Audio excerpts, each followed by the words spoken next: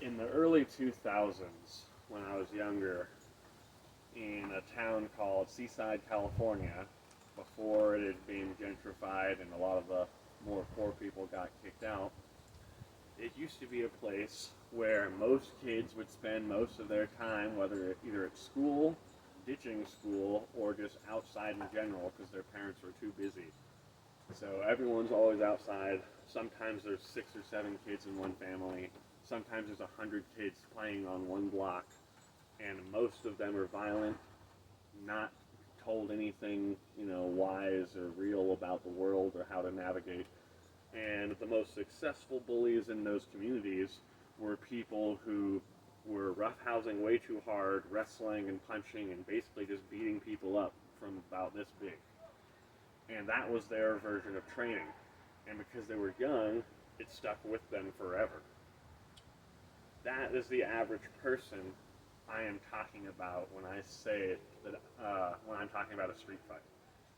So this person is already going to have basic wrestling and boxing.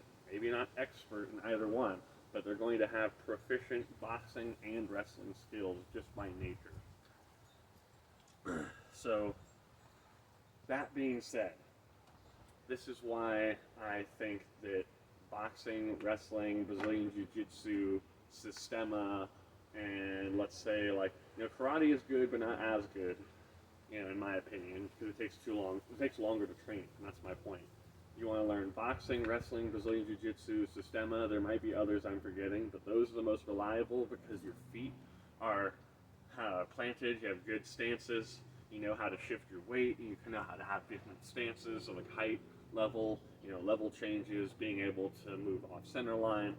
So you'll have all the fundamentals of fighting that kind of person who's the average bully in my experience. You know, so boxing, if it gives you a chance that if you're tough enough, you can head to head, toe to toe with them, and wrestling makes it so that you have a chance when they wrestle you, right? Because they're probably going to try. But the Sistema gives you counters to boxing, and Brazilian Jiu-Jitsu gives you counters to wrestling. And so that's why I say you should train all 4 of those if you plan on, if you want to be able to protect people in a life or death situation, those are going to be more reliable than most other things.